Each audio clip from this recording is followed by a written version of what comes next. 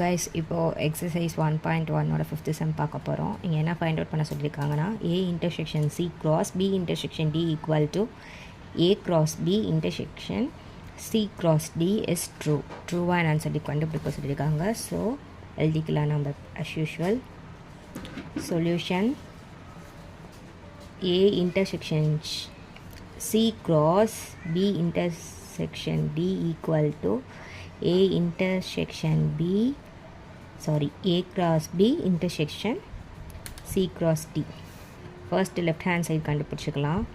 First A intersection C. A intersection C னா ஏலையும் சிலையும் எது எலமெண்ட் காமன்ட்டாக இருக்குது அப்படின்னு சொல்லி பார்ப்போம். இங்கே பாருங்கள் 1 2 3, இங்கே வெறும் 3 and 4.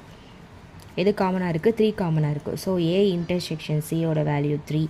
நெக்ஸ்ட்டு வந்துட்டு B இன்டர்செக்ஷன் D கண்டுபிடிக்கிறோம். பிலையும் டிலையும் என்ன காமனாக இருக்குது? 3 காமனாக இருக்குது, 5 காமனாக இருக்குது. அப்போது 3, 5 இது ரெண்டத்தையும் க்ராஸ் பண்ணால் தான் லெஃப்ட் ஹேண்ட் சைட் கண்டுபிடிக்க முடியும். So A intersection C cross D intersection D என்ன ரெண்டத்தையும் சேர்த்து பேர் பண்ணி எழுதணும்.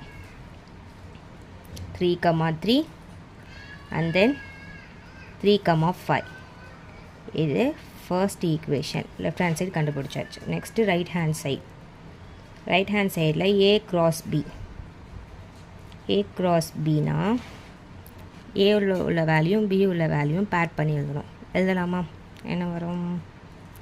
1, 2 1, 3 1, 5 and then 2, 2 2, 3 2, 5 and then 3, 2 3, 3 and then 3, 5 இது வந்துடுமா?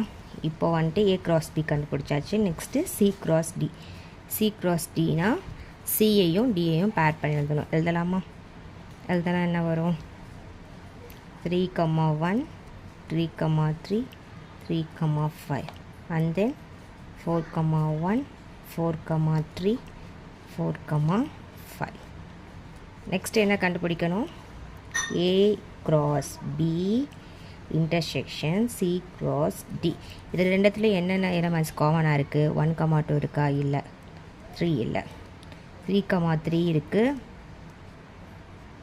அண்ட் தென் 3, 5 இருக்குது. மற்ற எதுவுமே இல்லை. So A cross B intersection C cross D வந்துட்டு 3, 3 3, 5 இது ஈக்குவேஷன் 2. அப்போது from 1 and 2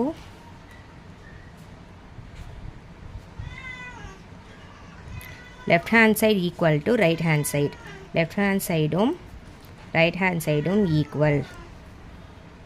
Therefore A intersection C cross B intersection D equal to A cross B intersection C cross D. Hence it is proved. All done guys.